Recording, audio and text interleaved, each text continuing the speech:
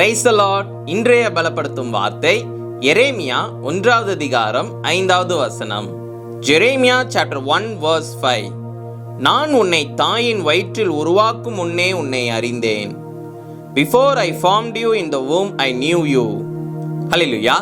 இன்றைக்கு இயேசு உங்களை பார்த்து சொல்லுகிறார், தாயின் வயிற்றில் உருவாகும் முன்னே உன்னை நான் அறிந்தேன் என்று இயேசு உங்களை பார்த்து சொல்லுகிறார். இன்னைக்கு உலகத்தில் இருக்கிற அநேக மனுஷங்க உங்களை புறக்கணிச்சிட்டாங்க. அநேகர் நீங்க வேணான்னு சொல்லி அவங்க உங்களை ஒதுக்கி வச்சிருக்கிறாங்க. ஆனா இயேசு சொல்லுகிறார், என் மகனே, என் மகளே, நீ விசேஷித்தவன், நீ விசேஷித்தவள். நான் உன்னை தாயின் வயிற்றில் உருவாக்கும் முன்னே உன்னை நான் அறிந்தேன். நான் உன்னை பெயர் சொல்லி அழைத்திருக்கிறேன்.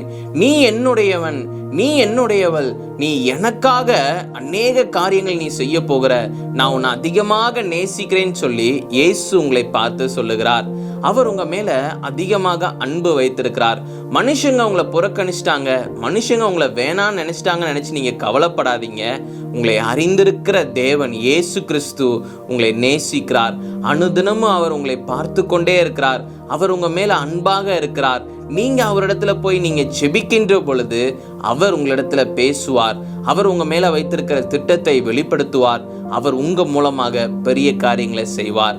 அதனால வாழ்க்கையில எதுவுமே இல்லை, நான் தனிமரமா இருக்கிறேன், என்னை எல்லாரும் ஒதுக்கி வச்சிட்டாங்கன்னு நினைச்சு கவலைப்படாதீங்க. இயேசு உங்களோட கூட இருக்கிறார்.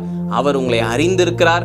அவர் உங்களுக்கு பெரிய திட்டம் வைத்திருக்கிறார். அவர் உங்க மூலமாக பெரிய காரியங்களை செய்வார். நம்ம எல்லாரும் கண்களை மூடி ஜெபிக்கலாம். எங்களை நேசிக்கிற நல்ல தகப்பனே, ஏசப்பா, நீங்க பிள்ளைங்களோட கூட இருக்கிறீங்க. ஆண்டவரே ஏசப்பா, நீங்க ஆண்டவரே பிள்ளைங்களை அறிந்திருக்கிறீங்க. பிள்ளைங்களுக்கான ஆண்டவரே ஏசப்பா பெரிய திட்டம் வச்சிருக்கிறீங்க. நீங்க பிள்ளைங்களை ஆசீர்வதிங்க. திட்டத்தை ஆண்டவரை வெளிப்படுத்துங்க. நீங்க பிள்ளைங்களை கொண்டு பயன்படுத்துங்க. இயேசுவின் மூலம் ஜெபிக்கிறோம் பிதாவே. ஆமேன், ஆமேன், ஆமேன். அவர் உங்களை தாயின் வயிற்றில் உருவாக்கும் முன்னே உங்களை அறிந்திருக்கிறார்.